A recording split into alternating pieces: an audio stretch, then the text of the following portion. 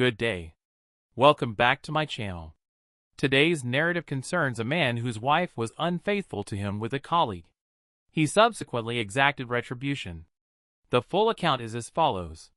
I am the colleague who encouraged him to post this. Please note that your account must be at least 7 days old to be permitted to post here.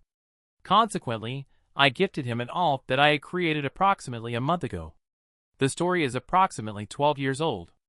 I had previously related it to one of my colleagues yesterday, and he said I should share it to Reddit today. He again nudged me, so here we are, having drinks before the 4-day weekend, and my writing is complete. This is my first time here, and I apologize for any typos. I met the woman who I thought was my one, and we dated for about 2 years. We had a big wedding after a 10-month engagement, and her family was quite well off in a small southern town.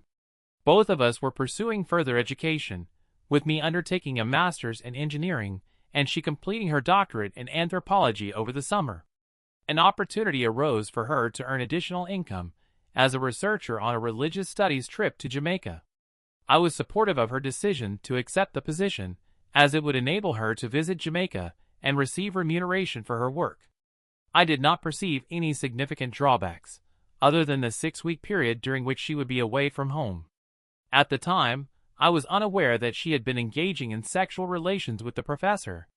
He had been present during our social gatherings and had consumed alcohol with us.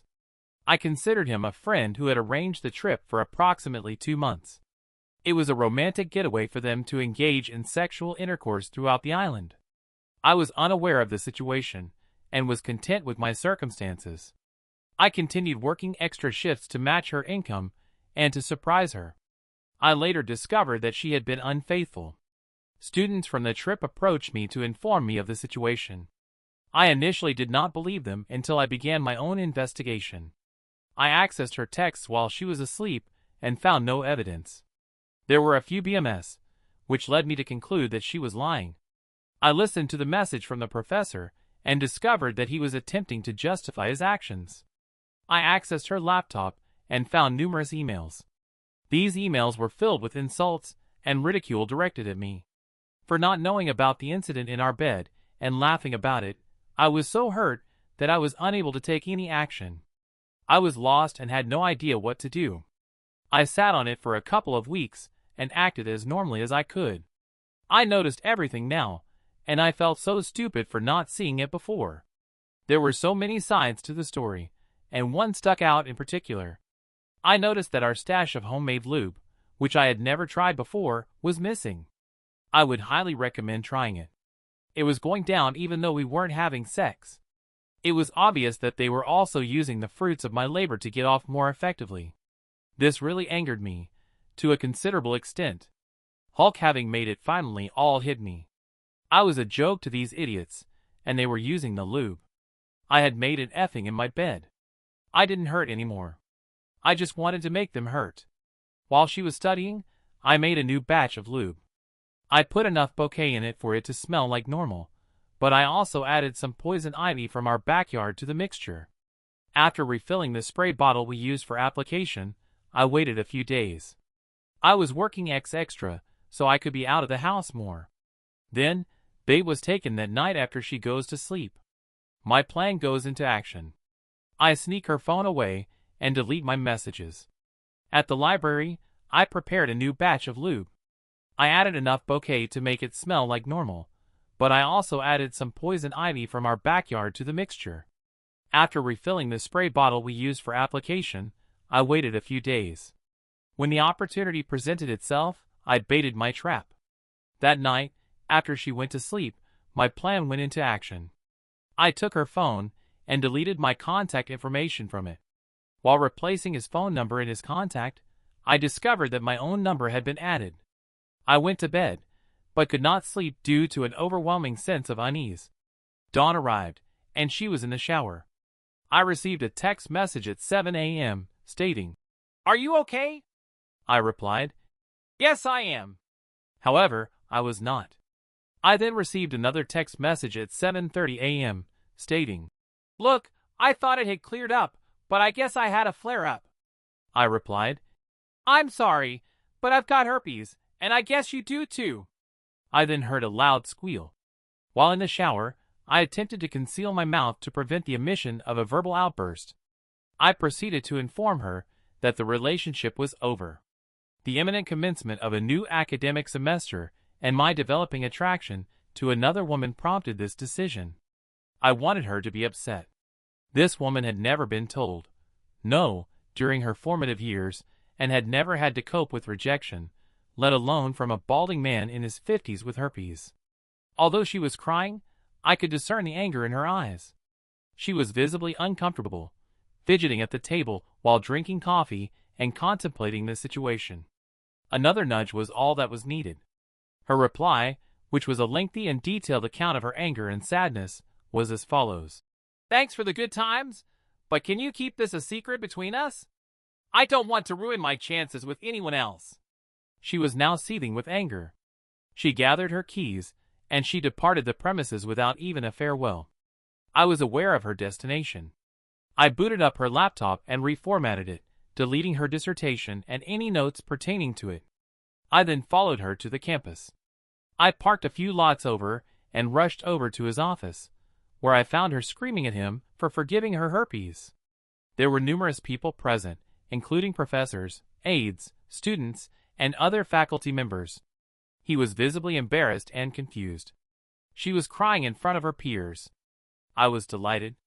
I was not concerned that others would think I had herpes too. The consequences for him were severe. He lost his job due to a breach of the university's code of conduct. We divorced the following year. State law required that we be separated for 1 full year before being granted a divorce. I was able to retain most of the assets, primarily savings. However, I had worked hard for them. She did not complete her doctorate and subsequently became a perpetually pregnant housewife who sells Herbalife on Facebook. He now teaches high school. It took a few years for the full consequences of the affair to unfold. However, watching it unfold was a source of great pleasure. To become a perpetually pregnant housewife who sells Herbalife on Facebook and for him to become a high school teacher is a process that takes time to unfold. However, observing this unfolding was a source of great joy. Opie, I am pleased that you have achieved your revenge, but the way in which they were deceiving you and laughing about it is so damaging in the long term. I hope that you will not experience difficulties with trust issues in the future, but I am glad that you have found a good wife. Those who cheat are already horrible, but those two individuals deserve even more severe consequences than they received. My wife and I have been together for 7 years, married for 4, and we have a strong marriage with 2 children, 3 female and 2 male. Last week, she ended up going home with a coworker on Friday night, lying and saying it was a work function.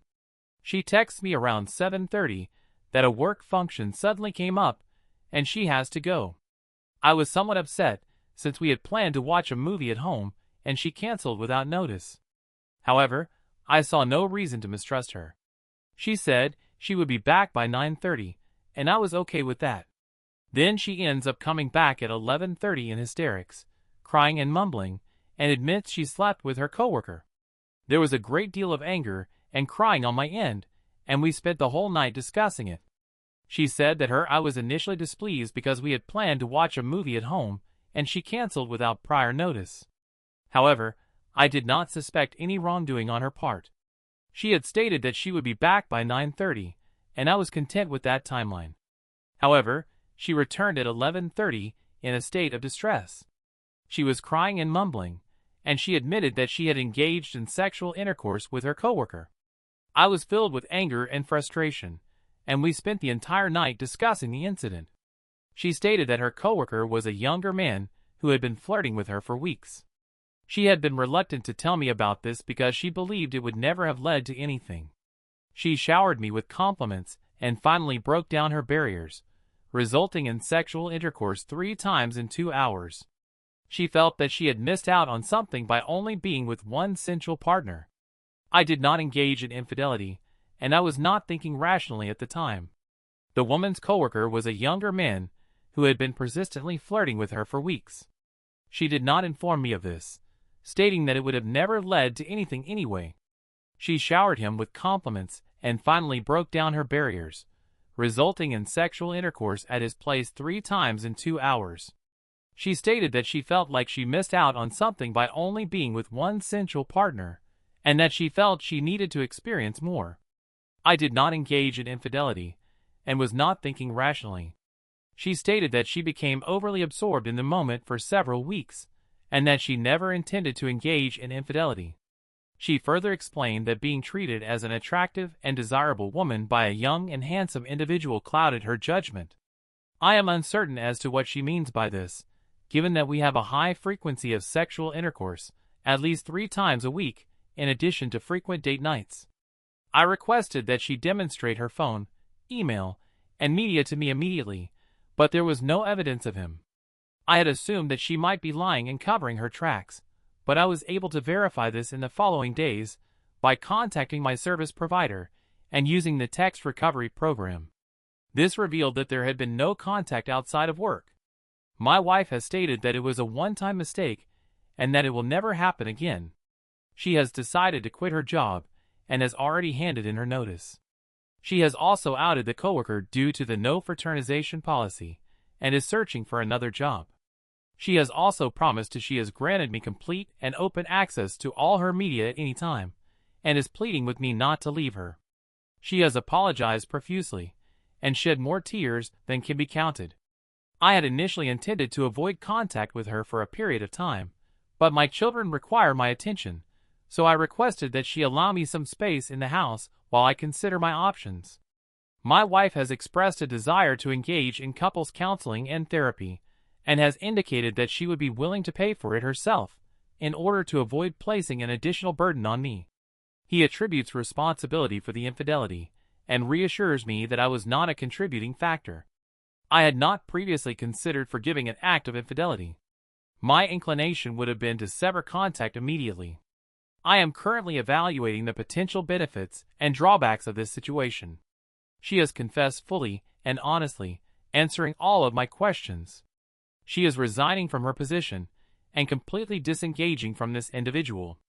She is also providing me with complete access to her media. 4. She is accepting full responsibility for her actions. 5. She is demonstrating genuine remorse. I am certain of this. 6. She is paying for her own counseling and therapy. 7. There is a possibility that a marriage can become stronger after infidelity. I am unsure if this is true, but I doubt it. 8. My love for my wife is profound, and I cannot imagine loving another woman. The other woman in question is Khan, who is also the mother of my children. She was unfaithful to me, as was Diamond, who is Khan's partner. Khan lied to me about attending a work function, and she deliberately misled me about her whereabouts on the night in question. She has admitted that the sexual encounter was consensual. She was extremely enthusiastic and appeared to derive great pleasure from the experience. 4. She never informed me about the flirting, even as it continued for several weeks. 5. She was not under the influence of alcohol. She deliberately and intentionally engaged in sexual intercourse with him. This is a particularly distressing aspect of the situation, as it suggests that she was willing to forsake our family for the sake of a few hours with the coworker. The process of rebuilding the relationship will undoubtedly be lengthy and challenging. I am uncertain as to whether I am willing to invest years into attempting to repair what may be irreparably damaged. I am concerned that her infidelity may have irrevocably damaged the potential for intimacy with my wife. The images of her engaging in sexual acts with another man, as depicted in her country's media, are deeply disturbing and make it nearly impossible for me to imagine a future where such thoughts do not arise during intimacy. I question whether I have any remaining respect for her.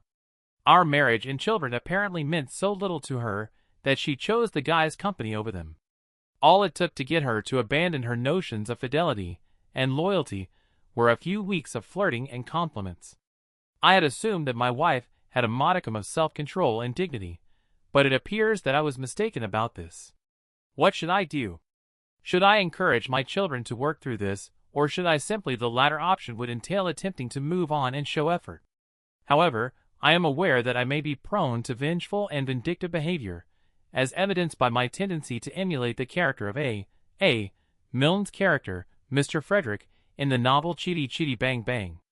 Consequently, I may attempt to forgive my wife while secretly attempting to gain a favorable divorce settlement for myself.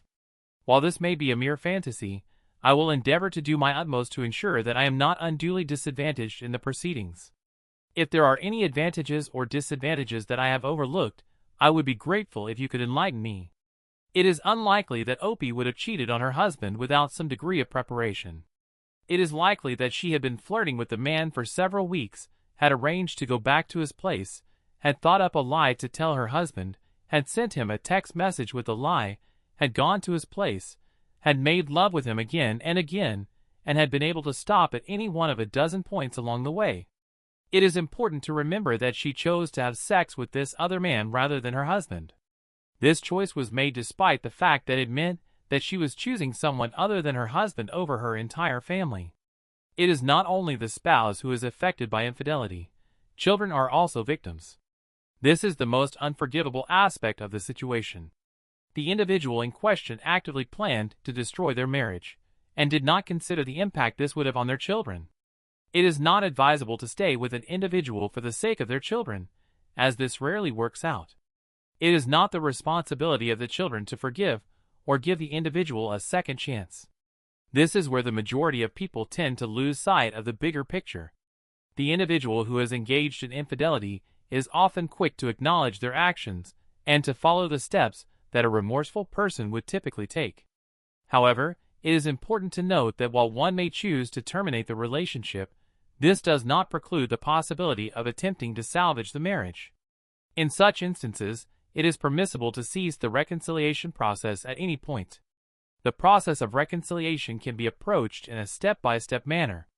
This involves taking a moment to assess one's feelings at a specific point in time, such as a month, 3 months, or 6 months. This allows for a more nuanced understanding of the situation and the ability to make informed decisions about the future of the relationship. There is no obligation to persevere if one's resolve is lost or if one deems the endeavor futile.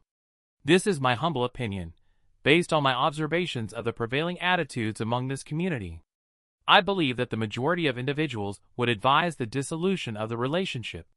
I concede that I understand the emotional response to this situation, but I must also acknowledge that the individual in question is exhibiting genuine remorse. This is not a case of contrition stemming from the fear of exposure. Rather, it is a reflection of a genuine sense of regret. It is crucial to emphasize the importance of communication at this juncture. The individual in question has a lot of negative feelings, and it is essential to address these. It is important to communicate with her, and to make her aware of how you are viewing each stage of this process. By doing so, you are not condoning her actions, which have affected your entire family, and you are not allowing her to evade responsibility. Instead, you are taking steps to ensure that you and she can reach a point where ending the relationship is no longer the only conclusion. This allows for the possibility of remaining angry and resentful, even to the point of hatred. However, it also provides an opportunity to come to terms with the situation and make an informed decision about the future, such as offering condolences. It is important to acknowledge that some actions are so egregious that they cannot be adequately addressed by mere remorse. In this case, the betrayal extends beyond the marriage, as the individual in question made a conscious decision to risk the stability of her entire family. Her actions have resulted in a significant disruption to her life, with the sole aim of experiencing a sense of physical attraction and desire. She has demonstrated that she was willing to risk the stability of her children's upbringing in order to pursue this. Furthermore, she has made the same decision on 2 further occasions in a short period of time. In my opinion, this is an act that is deserving of the strongest condemnation. I would like to express my gratitude to those who have watched this video to the end. If you appreciate my work, I would ask that you consider sharing it with others and subscribing to my channel. I hope that you have found this video informative and engaging.